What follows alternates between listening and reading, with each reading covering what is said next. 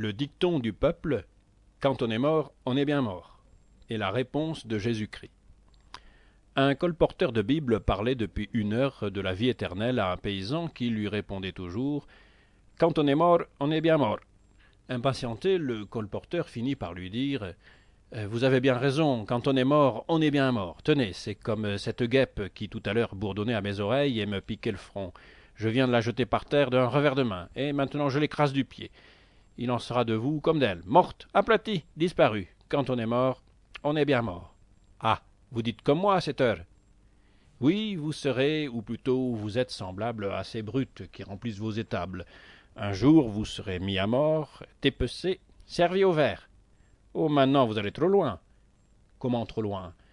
Êtes-vous plus qu'une masse de chair, plus qu'un tas d'os, comme tous les animaux? Non, mais allez-vous ailleurs qu'en néant? Dans quelques années serez-vous plus que rien? Vaudrez-vous mieux que le fumier de vos terres? Vous vaudrez moins, car cet engrais est bon à quelque chose, il représente une bouchée de pain. Et vous, bientôt, vous ne représenterez rien. Néant, pur néant. Mais en attendant, je suis plus que ces animaux. Oui, plus sot, c'est vrai. Comment? Sans doute. Ces animaux boivent et mangent, sans songer à l'opinion, sans scrupule de conscience. Quand mon chien dîne, il lui importe peu que ce soit du pain de son maître ou de celui du voisin. Il dort tranquille après avoir dérobé un os à son camarade. Pourriez-vous en dire autant? D'abord, remarquez que je n'ai jamais rien volé. C'est possible, mais pourquoi? Parce qu'on a une conscience aussi bien que notre. Que notre chien. Non, les bêtes n'ont pas de conscience, mais moi j'en ai une. Et c'est précisément ce qui fait votre infériorité. Et vous ne pouvez rien faire de travers sans en souffrir, tandis que l'animal fait ce que bon lui semble et n'en souffre jamais. Or, cet animal a bien plus de raison que vous, car quand on est mort, on est bien mort, on n'a point de compte à rendre à Dieu. Oui, mais dans ce monde, si les juges vous attrapent, c'est donc parce que vous avez peur des juges que vous ne volez pas. Non, non, je l'ai déjà dit, on a sa conscience. Votre conscience est une sottise, puisque vous pourriez la mettre de côté sans danger. La bête est plus logique que vous. Elle est conséquente avec votre principe, elle se permet tout, et elle a raison, car quand on est mort, on est bien mort. Oui, mais j'ai plus d'esprit qu'elle, puisqu'enfin c'est une bête. Oui, vous auriez plus d'esprit si vous croyiez en un avenir et viviez en conséquence, mais sans cela vous en avez moins. Comment la bête, par exemple, pourrait-elle comme moi bâtir une maison? Oui, cette guêpe-là écrasée s'est fait une niche plus régulière et plus propre que votre chaumière. Ben, la bête pourrait-elle se faire des habits? Pas si bête de prendre cette peine, puisqu'elle n'en a pas besoin. Le mouton irait-il se tisser un paletot de drap lorsqu'il a déjà la laine sur le dos? Mais les animaux ne savent ni tailler les arbres, ni semer les champs. Non, ils vous laissent cette charge et n'en mangent pas moins. Ce qu'ils ont de moins, c'est la fatigue et le souci. Pourquoi feraient-ils des provisions? Non, non, ils sont philosophes et disent « quand on est mort, on est bien mort ». De l'homme qui se tourmente et de la brute qui vit tranquille, le plus bête n'est pas celui qu'on pense. Mais enfin, les animaux ne savent pas parler. Ils ne s'entendent pas moins en chantant, aboyant et se regardant même. Ils ne savent ni lire, ni compter. Tenez, connaissent-ils comme moi les étoiles? Et pourquoi se rompre la tête pour savoir quand on va mourir et pour toujours? Pourquoi demander au ciel et à la terre leurs secrets, quand le ciel et la terre n'ont qu'à vous donner ce mot en réponse mort, mort, mort? Quand on avance à chaque instant d'un pas vers une mort éternelle, pourquoi empoisonner ces 4 jours de vie d'une étude sans but, irritante, qui ne sera que commencée quand il faudra mourir? Ah, que la bête est bien plus sage, elle ne se fatigue pas le cerveau, ne s'use pas les yeux, n'abrège pas sa vie par une vaine étude, elle sait bien que quand on est mort, on est bien mort. Mais pas du tout, elle ne le sait pas, elle meurt sans y penser, sans savoir où elle va. C'est vrai, mais c'est un avantage de plus pour elle.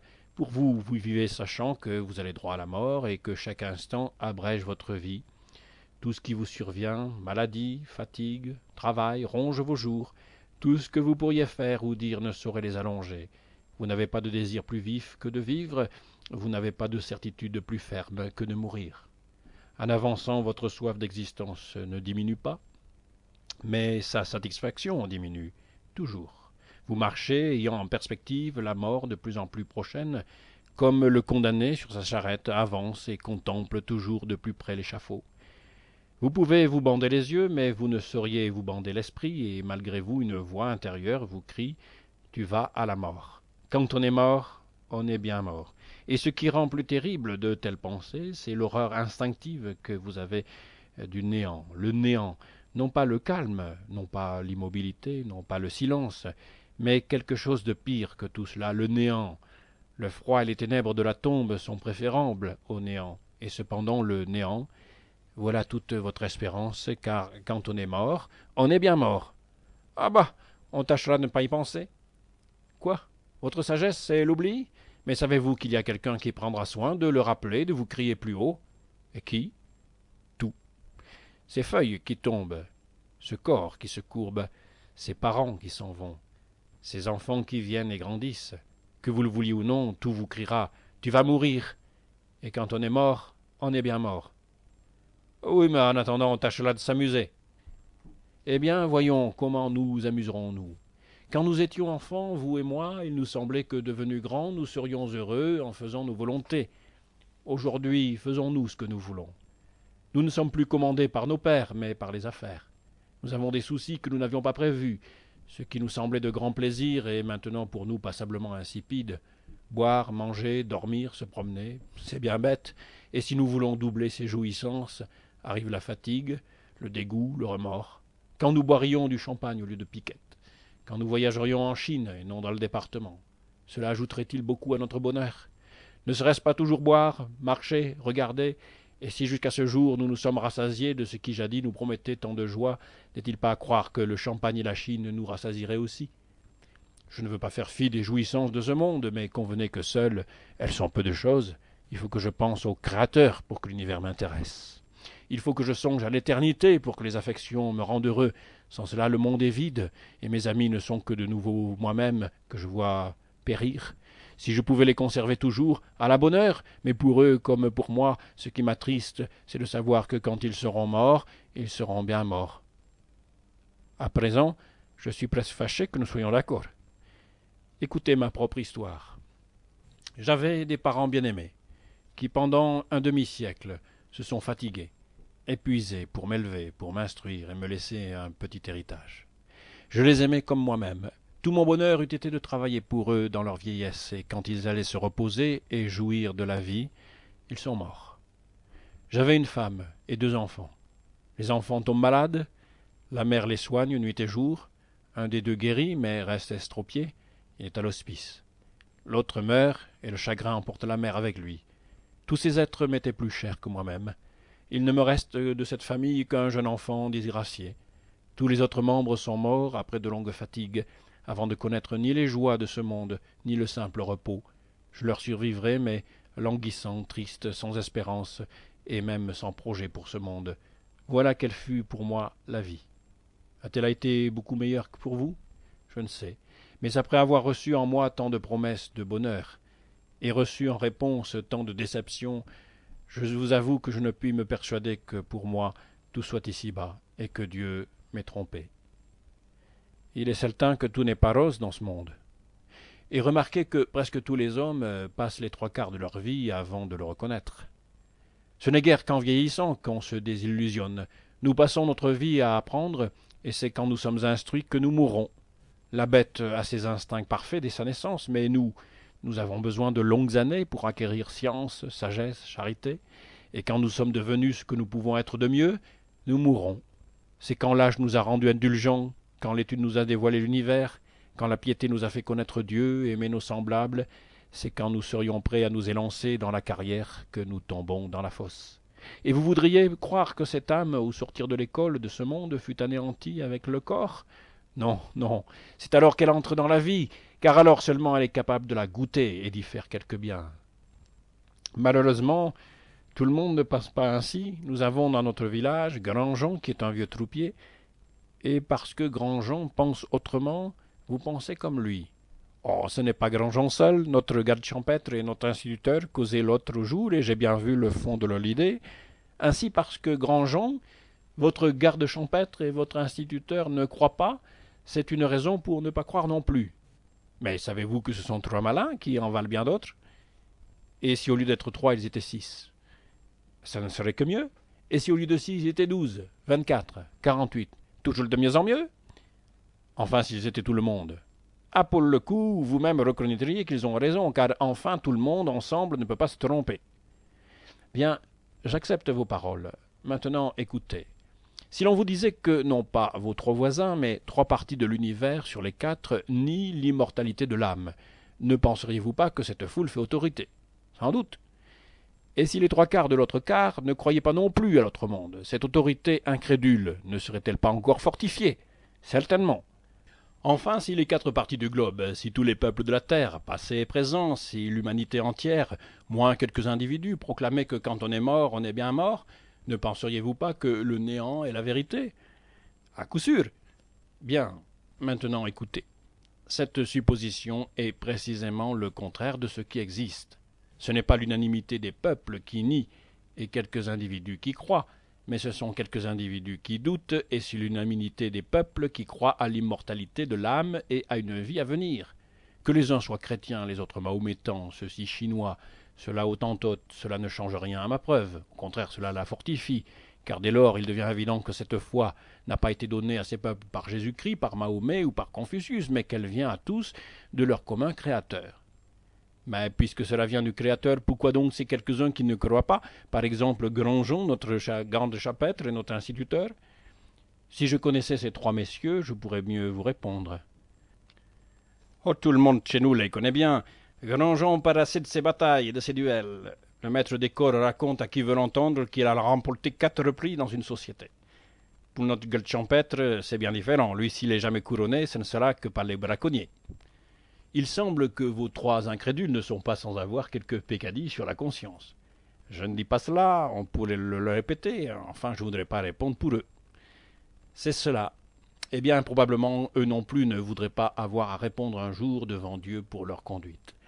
Et ils trouvent beaucoup plus court et plus commode de nier et leur âme et son avenir. Voilà pourquoi on ne croit pas, c'est qu'on a peur d'être condamné et qu'on n'est pas fâché si possible de continuer sans remords. Je ne voudrais pas aller dire cela à Grandjean, et cependant je ne serais pas fâché. Oui, vous ne seriez pas fâché que quelqu'un se chargeât de la commission, n'est-ce pas? Justement. Eh bien, je me charge de lui faire dire. Par qui? Par Jésus-Christ. Comment cela? En lui envoyant ce livre, où parle Jésus-Christ. Voyons. Volontiers, mais à une condition, c'est que vous ferez lire cette parole à quiconque, comme Grandjean, vous dira « Quand on est mort, on est bien mort ». Oui, vous voulez que je les fasse lire au garde champêtre, à l'instituteur? Et à un autre encore. À qui donc? À vous-même. Soit, lisons. Ouvrez l'Évangile selon saint Jean au chapitre 3, les versets 19 et 20, et lisez. C'est ici le sujet de la condamnation, que la lumière est venue dans le monde, et que les hommes ont mieux aimé les ténèbres que la lumière, parce que leurs œuvres étaient mauvaises. Car quiconque s'adonne aux choses mauvaises est la lumière, et ne vient point à la lumière, de peur que ses œuvres ne soient manifestées. Oui, cela s'applique très bien au vieux troupier du duelliste, au garde champêtre amateur de procès-verbaux et de gibier, et à ce petit vantard d'instituteur. Vous oubliez quelqu'un à qui cela va très bien aussi. Qui donc? Celui qui prétend que quand on est mort, on est bien mort. Qui donc, enfin? Vous. Vous pensez donc que si j'ai dit quand on est mort, on est bien mort, c'est parce que mes œuvres étaient mauvaises? Jésus le déclare. Et vous qui croyez à la vie éternelle, c'est sans doute parce que vos œuvres sont excellentes. Non, elles ne valent pas plus que les vôtres. Alors les mauvaises qui me poussent moi à l'incrédulité vous poussent vous à la foi? Oui, et je vais vous expliquer cette apparente contradiction. Si nous sommes semblables en ceci, que nous avons fait le mal tous les deux, nous différons en cela que vous le niez et que moi je l'avoue. Vous le niez afin de n'être pas condamné, moi je l'avoue afin d'être pardonné. Nous sommes comme deux complices devant un tribunal. L'un proteste son innocence pour éviter la prison, l'autre confesse franchement sa faute pour qu'on lui fasse grâce. Lequel des deux doit exciter votre intérêt? Oui, tout cela est bel et bien bon pour la causerie, mais allez donc devant des juges et racontez vos peccadilles, et vous verrez s'ils vous acquittent tout à fait. Et voilà précisément la grande différence entre les juges de nos tribunaux et le juge de l'Évangile. Tandis que les premiers n'ont pour vous rien de mieux que de l'indulgence. Jésus-Christ vous offre une grâce pleine et entière. Il fait plus, il fait mieux. Il descend de son tribunal de juge et monte sur la croix d'expiateur. Il meurt à la place de celui qui, par un aveu sincère, lui a prouvé son profond repentir. Il paye, lui, l'amende qui nous rend la liberté. Il est froissé pour nos iniquités, et ainsi nous procure la paix. Vous comprenez maintenant pourquoi je ne crains pas de reconnaître mes mauvaises œuvres. C'est parce que je ne veux plus en commettre de semblables. C'est surtout parce que Jésus me les a pardonnées, et qu'ainsi je suis éternellement sauvé. Moi j'aime mieux croire que quand on est mort, on est bien mort. Hélas, vous m'en donnez bien la preuve. Quand on est mort, dans ce monde, à la vie morale, on est bien mort pour le monde à venir. Mort à tout sentiment généreux, comment pourriez-vous comprendre la foi? Non, vous êtes bien mort. Avide de jouissances charnelles, comment pourriez-vous croire aux joies de l'âme? Non, vous êtes bien mort. Votre incrédulité elle-même démontre votre mort. Mort morale aujourd'hui, éternelle demain, si vous ne vous convertissez au Rédempteur, à Jésus-Christ.